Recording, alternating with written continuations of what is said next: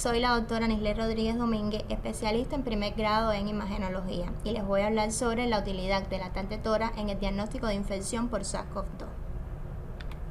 La TAC de tora de alta resolución es una prueba que es rápida y accesible y se plantea que dentro de las pruebas de imágenes es la prueba de mayor sensibilidad para detectar los hallazgos tomográficos en los estadios iniciales de la infección por SARS-CoV-2. Varios estudios han mostrado que tiene una sensibilidad de hasta un 97%, ya que han demostrado que los hallazgos tomográficos en los estadios iniciales de la enfermedad preceden en muchas veces la positividad de los PCR. En cuanto a esto, también hay discrepancias y controversias en las diferentes sociedades radiológicas, ya que plantean que tan real es que presenta una alta sensibilidad de hasta un 97%, presenta una baja especificidad, ya que los hallazgos tomográficos iniciales en la tomografía de tora por COVID-19 también se superponen a los hallazgos tomográficos de otras enfermedades, como son las enfermedades víricas H1N1, las enfermedades del tejido conectivo, entre otras. Y por eso han planteado que se debe utilizar como un método diagnóstico de segunda línea, no de primera línea. Aunque hay sociedades que por el déficit de muestras de PCR han tenido que utilizar la tomografía de tora como medio diagnóstico de primera línea, como está la sociedad china, y lo han justificado por su alta sensibilidad en comparación con el rayos X de tora, con el objetivo de lograr el menor número de falsos negativos en los estadios iniciales de la enfermedad. Entonces, en cuanto a las indicaciones de la tomografía, esta está indicada en aquellos pacientes que tengan una discrepancia clínica analítica radiológica, es decir, aquellos pacientes graves que tienen sospecha de la enfermedad, pero que presentan un rayos X de tora negativo o que haya habido dificultad a la hora de realizarse el PCR o que este sea negativo o dudoso. Se utiliza también en aquellos pacientes que estén confirmados y que presentan empeoramiento clínico-analítico con sospecha de embolia pulmonar, sobreinfección o aparición de derrame pleural. También se indica en aquellos pacientes graves que son sospechosos y en quienes ha de tomarse una decisión rápida en cuanto a su ubicación hospitalaria, es decir, su ubicación en una UTI convencional o una UTI de aislamiento.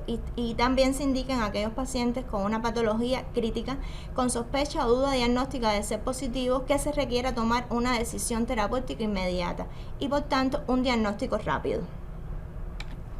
En cuanto a los hallazgos tomográficos, en estos pacientes los dividimos en dos grupos, están los típicos y los atípicos. Dentro de los típicos, lo más frecuente es la opacidad en vidrio deslustrado, la consolidación, la reticulación periférica y el patrón en empedrado. Aquí tenemos la opacidad en vidrio deslustrado, que es el aumento tenue de la atenuación pulmonar, que a través de ella nos permite visualizar las estructuras vasculares. El segundo hallazgo es la consolidación, que es el aumento tenue también del parénquima pulmonar, pero con la diferencia que aquí sí no se nos permite visualizar las estructuras vasculares ni las paredes de los bronquios. Tenemos el patrón reticular, que se produce por un engrosamiento de los cestos intra e interlobulillares y se ve por lo general en los estadios ya prolongados de la enfermedad. Y está el patrón en empedrado, que es el entrecruzamiento que ocurre entre las líneas que se producen por un engrosamiento de los cestos intraloburiales sobre un área de vidrio esmerilado.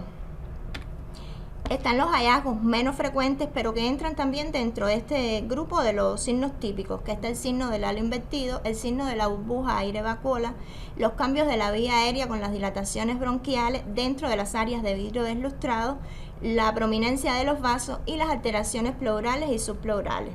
Aquí tenemos el signo del halo invertido, que vemos la imagen hipodensa central, que es un área de vidrio deslustrado rodeado de una consolidación.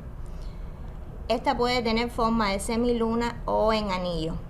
Aquí tenemos el signo de la burbuja aire-vacuola, que podemos observar una pequeña zona hipodensa menor de 5 milímetros de diámetro, rodeada de una consolidación, que se plantea que debe corresponder con una dilatación patológica de un tejido fisiológico, de un corte transversal, de una bronquiectasia, o que ya sean áreas ya de absorción de la misma consolidación. Están las alteraciones también bronquiales, que aquí vemos las dilataciones de los bronquios rodeadas de áreas de vidrio deslustrado. Tenemos las alteraciones pleurales, que están las bandas horizontales que se producen, horizontales a la pleura, y tenemos también las bandas intraparenquimatosas, que estas son perpendiculares a la pleura y que estas hablan ya a favor ya del estadio prolongado de la enfermedad. Tenemos otros signos que también son menos frecuentes, pero que lo podemos observar también, como el derrame pleural, el derrame pericárdico, el neumotor y las linfadenopatías, que son poco frecuentes, pero que los podemos observar en los pacientes graves ya en los estadios críticos de la enfermedad. Y en cuanto a su distribución, estas lesiones son generalmente multifocales, bilaterales, periféricas y subpleurales. Y pueden haber generalmente varios segmentos afectados, pero tiene predilección por los lóbulos inferiores. Entonces, en cuanto a los hallazgos atípicos, tenemos la cavitación, la calcificación, la bronquiolitis, tenemos la consolidación focal, las opacidades en vidrio deslustrados que son difusas de distribución peribroncovascular y los cambios fibróticos que tenemos, el panal de abeja y las bronquiectasias por tracción. Entonces, ahora le vamos a hablar acerca de las etapas de la neumonía. Según la evolución clínica del paciente, tenemos la fase precoz, que esta ocurre del 0 al 4.º día de inicio de los síntomas. Aquí el hallazgo que predomina, como podemos ver, es el vidrio deslustrado, que puede ser unilateral o bilateral, pero también tenemos que tener en cuenta que en esta fase hay un 50% que la tomografía de tórax puede ser negativa. La segunda fase o fase de progresión ocurre del 5.º al 8.º día de inicio de los síntomas. Aquí entonces ya estas imágenes en vidrio deslustrado ya se hacen más extensas, se hacen multifocales bilaterales y pueden haber pequeñas áreas de consolidación o de patrón en empedrado, que ya esto habla a favor de progresión de la enfermedad. Tenemos la fase pico, que aquí lo que predomina son las consolidaciones, y también seguimos viendo las áreas de vidrio deslustrado, que esta ocurre del 9.º día al 13 de inicio de los síntomas. Y tenemos la fase de resolución, que ya es después de los 14 días, donde aquí generalmente ya hay una resolución de las consolidaciones que se vuelven a manifestar como extensas áreas de vidrio deslustrado. En esta fase también podemos ver las dilataciones bronquiales rodeadas de las áreas de vidrio deslustrado. Podemos ver también las bandas pleurales y subpleurales, que ya hablan a favor ya del estadio prolongado ya de la enfermedad. Y aclarar que en esta fase la reabsorción puede ser asincrónica, es decir, vamos a ver lesiones en fase de reabsorción y otras que nos van a impresionar que están ya en fase de regresión. Varias sociedades radiológicas han planteado varios consensos para lograr un informe estructurado, que este va a ofrecer un lenguaje estandarizado que va a ser de mejor aceptación por toda la comunidad médica, que tiene que guardar relación con el índice de sospecha del paciente y la evolución de los síntomas. Entonces, el que más se utiliza a nivel internacional fue el consenso que planteó la RCNA, que lo dividió en 4 categorías. Están los hallazgos típicos, los indeterminados, los atípicos y los negativos para COVID. Que en los hallazgos típicos están todos los signos, las opacidades en vidrio deslustrado con o sin consolidaciones, o con o sin patrón empedrado, que pueden ser bilaterales, periféricas, multilobales, y podemos ver también los signos menos frecuentes como el halo invertido u otros signos de neumonía organizada. Que aquí tenemos que tener el primer pensamiento es que estamos ante una neumonía con COVID, y entonces también podemos hacer los diagnósticos diferenciales con el resto de todas las neumonías víricas y otras entidades. Están los hallazgos indeterminados, que es la ausencia de hallazgos típicos, y entonces vamos a estar en presencia de opacidades en vidrio deslustrado y consolidaciones no periféricas, no subpleurales, que la afectación puede ser unilateral, y escasas opacidades en vidrio deslustrado. Ya los hallazgos atípicos ya es la presencia de consolidaciones segmentarias lobares, la cavitación, los nódulos centros lobuliares, que van a ser hallazgos atípicos de neumonía COVID. Y entonces aquí ya tenemos que pensar en un diagnóstico alternativo. Y están los hallazgos negativos ya, que no sugieren neumonía por COVID. Hay otras sociedades que también han planteado otros consensos, como está la holandesa, que planteó la clasificación CORRA, que esta es muy poco utilizada, que generalmente se utiliza, la plantearon para los pacientes con síntomas moderados y graves, que lo dividieron en cinco categorías, desde la sospecha, el nivel de sospecha muy bajo hasta el más alto, que es el CORRA 1, que va, y hasta el CORRA 5, que ya es el grado de sospecha alto, que es típico de COVID-19. Pero como les dije, el que más se utiliza fue el que planteó la RCNA. Entonces, el uso del angioTAC de tórax. Generalmente cuando estamos ante un paciente que presenta un empeoramiento del cuadro clínico sin cambios radiológicos, con aumento del dímero D y grados de hipoxemia importantes, tenemos que pensar en una de las complicaciones más importantes que tienen estos pacientes con COVID, que es la sospecha de tromboembolismo pulmonar. Y entonces, ante la sospecha de tromboembolismo pulmonar, el diagnóstico se hace a través del angioTAC de tórax.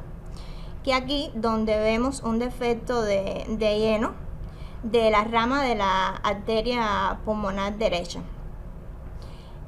Esta prueba es la prueba que diagnostica, que hacemos el diagnóstico del tromboembolismo pulmonar, lo que no se utiliza con mucha frecuencia, ya que generalmente estos pacientes son pacientes graves, pacientes inestables, que muchos cursan con un distrés respiratorio en este momento o ya están con un síndrome multisistémico que no permiten la movilización del mismo, y por tanto muchas veces se sospecha el tromboembolismo pulmonar y no se puede realizar la angioTAC de tórax.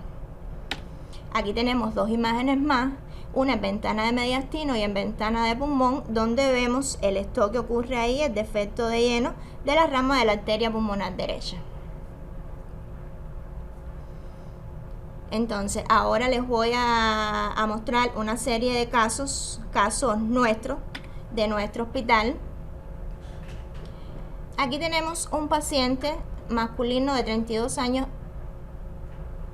de edad sin antecedentes patológicos personales asintomáticos, que ingresó al 5º día, que se confirmó por PCR. Se les realizó el rayos X de tórax, donde vemos una opacidad difusa a nivel de la base derecha. Le realizamos la tomografía al 6º día, donde vemos ya las pequeñas consolidaciones a nivel del lóbulo, del segmento apical del lóbulo inferior derecho, que sería la segunda fase de la enfermedad. Y ya le repetimos la tomografía a los 14 días, donde vemos ya estas consolidaciones en fase de reabsorción.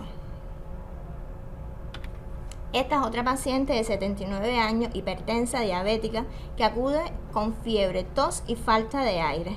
Ingresa a los 5 días de inicio de los síntomas, donde se les realiza el rayo X de tórax, donde vemos que están las opacidades multifocales bilaterales con predominio hacia la periferia. Les realizamos la tomografía al 6º día, segunda fase de la enfermedad, donde vemos pequeñas imágenes en vidrio deslustrado, pequeñas consolidaciones y área de patrón en empedrado. Realizamos la tomografía evolutiva al 11º día y vemos un incremento de las consolidaciones y del área en patrón en empedrado. Y ya a los 16 días, ya en la fase de resolución, vemos ya que muchas consolidaciones ya no se observan y lo que visualizamos en algunas zonas son pequeñas áreas de vidrio deslustrado y todavía vemos el área de patrón en empedrado. Este es otro paciente, 56 años de edad, hipertenso, tos y fiebre, que ingresa el 3er día de inicio de los síntomas con un rayos X de tórax que podríamos decir que es prácticamente negativo. Le hacemos la tomografía al 4º día y vemos pequeñas imágenes periféricas de vidrio deslustrado.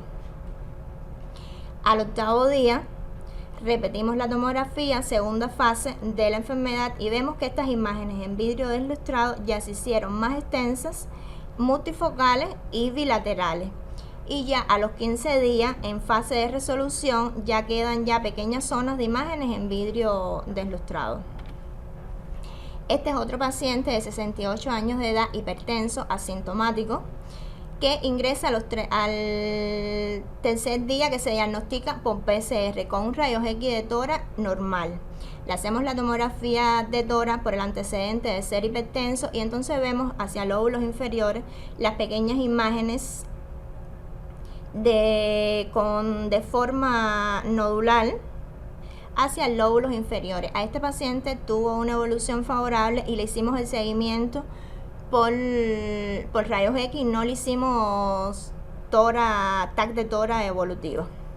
Entonces, a modo de conclusión, podemos decir que las imágenes juegan un rol súper importante en el diagnóstico y en el manejo de los pacientes sospechosos y confirmados de COVID-19, que la tomografía es altamente sensible y que se reserva para detectar las complicaciones de estos pacientes cuando hay un empeoramiento clínico radiológico, cuando debamos pensar en los diagnósticos alternativos y fundamentalmente para evolucionar los diferentes estadios de este paciente y así conocer el daño pulmonar de cada uno de ellos.